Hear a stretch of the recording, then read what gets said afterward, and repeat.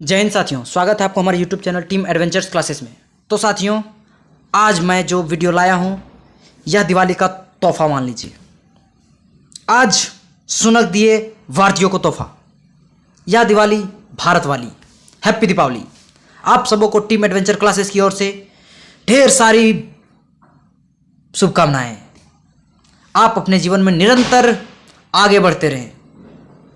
और चलिए, आप लोग को आज यह जानकर बहुत खुशी होगा कि आज एक भारतीय मुल्क के, ठीक है, जो भारतीय से कनेक्शन, भारत से उनका कनेक्शन है, ठीक है, वो आज ब्रिटेन के प्रधानमंत्री बन चुके हैं।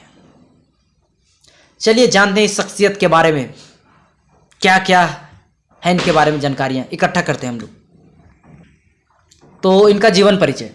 इनका जन्म 12 मई 1980 को हुआ था। पिता इनके असवीर हैं, माता उषा सनक है। इनकी जो पत्नी है वो अक्षता मूर्ति है। अक्षता मूर्ति एनआर नारायण की पुत्री है। एनआर नारायण इन्फोसिस के संस्थापक हैं, ठीक है।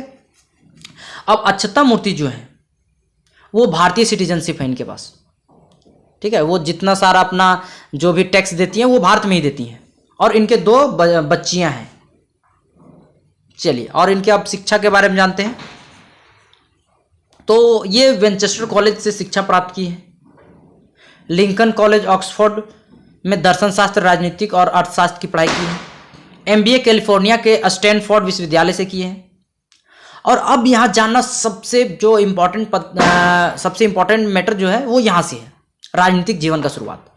क्योंकि हम लोग के लिए इम्पोर्टेंट केवल राजनीतिक जीवन है, ठीक है। तो देखिए किस प्रकार से, मतलब कि बहुत ही जल्दी, बहुत फास्ट ग्रोथ करते हुए ये आज प्राइम मिनिस्टर बन चुके हैं।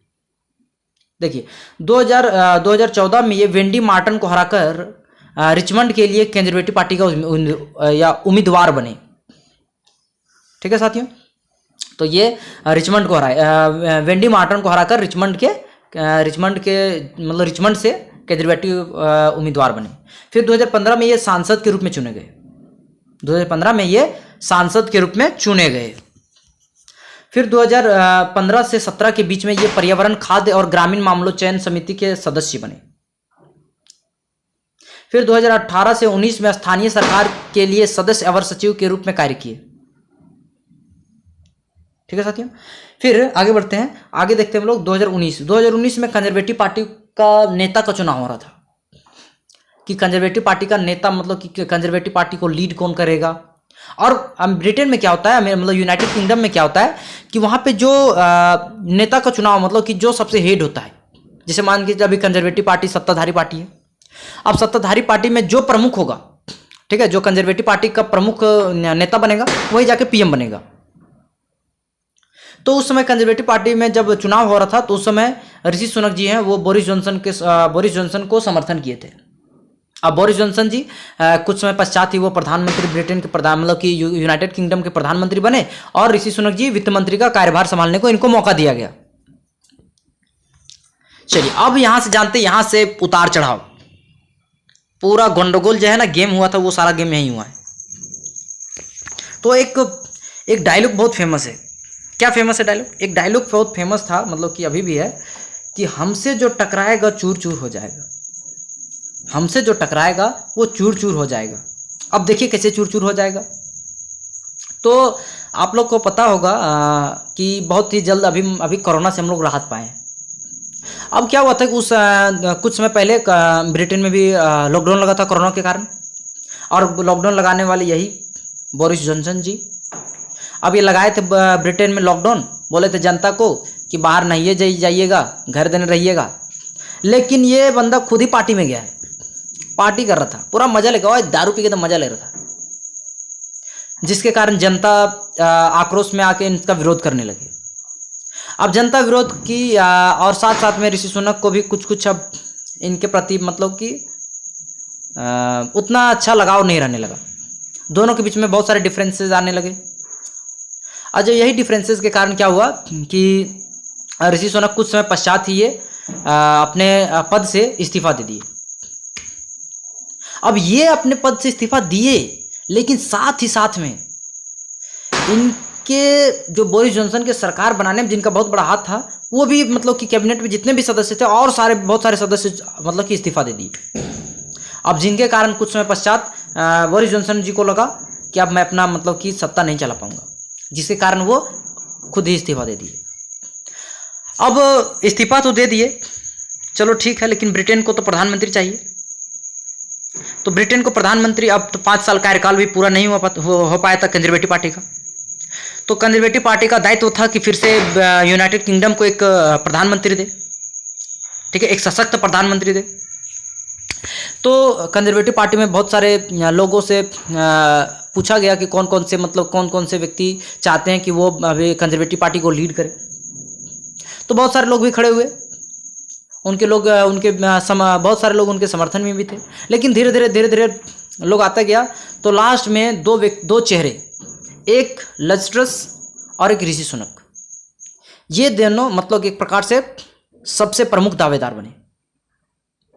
शुरुआत में लग रहा था कि जो ऋषि सुनक है, यही लग रहे थे कि बन जाएंगे ब्रिटेन के पीएम, यूनाइटेड किंगडम के पीएम। लेकिन कुछ कारणवश इनका थोड़ा कनेक्शन भारत से था, ये थोड़े सावले थे, इनकी पत्नी भारतीय निवासी और साथ में यहाँ के सिटीजनशिप रखी, भारत का ही सिटीजनशिप है उनके पास। तो इनके कारण से कुछ कारणवश इनको मतलब कि लोग इस कारणवश मतलब कि चाह कि प्रधानमंत्री ना बनाया जाए। तो लोग लिज़ ट्रस को ही प्रधानमंत्री चुने। और बात ये भी था कि लिज़ ट्रस बहुत तगड़ा क्या बोलते हैं, कमिटमेंट कर दी कि मैं आऊँगी तो पूरा एकदम पूरा टैक्स खत्म कर दूंगी, ऐसा सब लोग बोला। लेकिन उस समय जो ऋषि सुनक जी वो समझाए थे इनको कि ऐसा करना मतलब कि एकदम गलत है। लेकिन ये मोहतरमा समझ ही नहीं पाई और ये प्रधानमंत्री तो बन गई, फेंक के एकदम पूरा लंबा फेंक के प्रधानमंत्री बन गई। लेकिन कुछ ही समय ये प्रधानमंत्री इनका बना हुआ था कि तुरंत रानी एलिजाबेथ द्वितीय द्वितीय जो थी, उनका निधन हो गया। और इसके कारण थोड़ा सा यूनाइटेड किंगडम को एक बहुत बड़ा झटका भी लगा, ठीक है। अब झटका लगने के साथ साथ इसी तरह ये फिर कुछ समय पश्चात ये चाहे कि अब हम अपना जो वादा किए थे इसे पूरा करें। अब याद वादा पर पूरा करने के चक्कर में ये टैक्स को कटौती की। अब टैक्स कटौती करते ही क्या हुआ कि पूरा जो बैलेंस था यूनाइटेड किंगडम का, ठीक है, वो गड़बड़ाने लगा।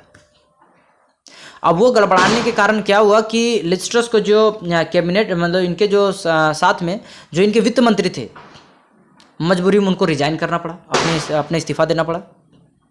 अच्छा, वो तो दी ठीक है, लेकिन कुछ समय बाद वहाँ के जो एक विदेश मंत्री, जो ब्रिटेन के विदेश मंत्री, वो क्या की, वो भारत विरोधी कुछ बयान दे दी।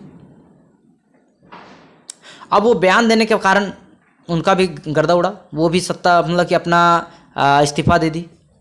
कारण लग रहा है हम लोग कैसा लगता है कारण कि वो भारत के विरोध जैसे बोली थी कि FATF, भारत और ब्रिटेन के बीच FATF साइन होने वाला था, ठीक है, फ्री ट्रेड एग्रीमेंट। तो वो साइन होने वाला था, उसको मतलब वो नहीं बोल रही थी कि एग्रीमेंट अभी साइन किया जाए, मतलब अभी सस्पेंड करने बोल रही थी, जिसके कारण कुछ कारणवश उनको मतलब कि रिजाइन देना पड़ा। भले उसको प्रेशर क्रिएट किया गया उनके पे देना पड़ा, रिजाइन करना पड़ा उनको, ठीक है। और उसी के 2 दिन पश्चात लिज़ ट्रस खुद भी अपने मतलब कि प्रधानमंत्री पद से रिजाइन कर दी। बोली कि मैं अपना कमिटमेंट पूरा नहीं कर पाई, जिसके कारण मुझे मतलब कि मैं रिजाइन दे रही हूँ। तो यहाँ एक जानने वाली बात है कि लिज़ ट्रस जो है वो यूनाइटेड की प्रथम प्रधानमंत्री रही जो केवल 45 दिनों तक ही अपना सत्ता चला पाई, मतलब प्रधानमंत्री पद मतलब संभाल पाई, बस केवल 45 दिन। चलिए और आगे बढ़ते हैं, थोड़ा और जान लेते हैं। जब लिज़ ट्रस अपना इस्तीफा दे दी तो फिर से कंजर्वेटिव पार्टी को एक फिर से मतलब कि क्या बोलते हैं प्रधानमंत्री देना था यूनाइटेड किंगडम को। तो लोग सोचा कि बोरिस जॉनसन को ही फिर से सरकार में ला देते हैं, फिर से उसी को प्रधानमंत्री बना देते हैं। तो बोरिस जॉनसन कहीं घूमने गए थे तो उनको बुलाया गया, वो आए तो वो ऋषि सुनक जी से बात किए कि क्या किया जाए, आप मैं बन जाऊँ प्रधानमंत्री, ऐसा शायद बात हुआ होगा।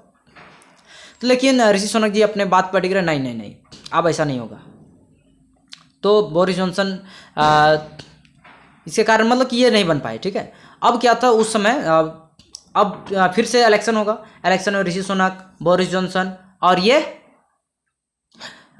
इसका नाम था क्या, पेनी मार्डन, ठीक है।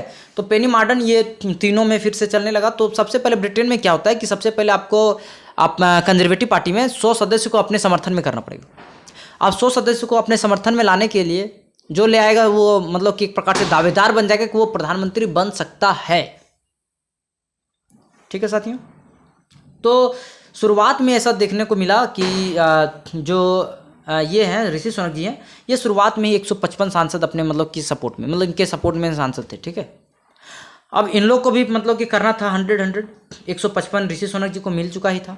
अब इन लोग दोनों अपने 155 मतलब कि 100 करने के चक्कर में कोशिश किए, लेकिन दोनों असफल होने के कारण लास्ट में ये मैडम मोहतरमा को क्या करना पड़ा कि लास्ट में ये भी बोल दी कि मैं ऋषि सुनक को सपोर्ट करती हूँ, और लास्ट में आज ऋषि सुनक प्रधानमंत्री बन चुके हैं। चलिए आगे देखते हैं। अब आपसे कुछ प्रश्न है, जो मेरे मन में कुछ प्रश्न उठ रहा था। अब उसका आप लोग इसका उत्तर आप लोग कमेंट बॉक्स में जाके जरूर दें, ठीक है। पहला क्वेश्चन क्या है कि क्या इसे भारत का जीत कहा जा सकता है? आप लोग पे बताइए आंसर। दूसरा क्वेश्चन, क्या यह आज फिर साबित हो गया कि मौका सबको मिलता है? इसे होता है अपना टाइम आएगा, अपना टाइम, क्या अपना टाइम आने वाला है? तो अगर लगता है कमेंट कीजिए, अगर आप समझ पा रहे हैं इसका आंसर को, अगर आपके अंदर जिज्ञासा है आंसर देने का, एकदम दीजिए, बताइए। तो इसके लिए मैं सबसे पहले ऋषि सुनक जी को थैंक्स बोलता हूँ, क्योंकि ये भारतीयों को एक बहुत बड़ा गिफ्ट दिए हैं इस आपके दीपावली में। दीपावली में बहुत बड़ा गिफ्ट है यार। पहला गिफ्ट तो आप जानते ही हैं कि विराट कोहली मार के पाकिस्तान का गर्दा उड़ा दिया, तो उसके कारण पहला गिफ्ट मिला भारत को, और दूसरा गिफ्ट ये ऋषि सुनक जी दे दिए। तो सभी को एक बार फिर से दीपावली की ढेर सारी शुभकामनाएं। अगर यह वीडियो आपको पसंद आया हो तो लाइक कीजिए और कमेंट कीजिए, और अगर थोड़ा ज़्यादा अच्छा लग गया होगा तो चैनल को सब्सक्राइब भी कर लीजिए। और इस प्रकार से और सारा वीडियो प्राप्त करने के लिए आप बेल आइकन को टिप लीजिए, ताकि जो भी हमारा अपडेट रहे वो आप तक सबसे पहले पहुंचे। और लास्ट में मैं एक ही चीज़ बोलना चाहता हूं, जय हिंद।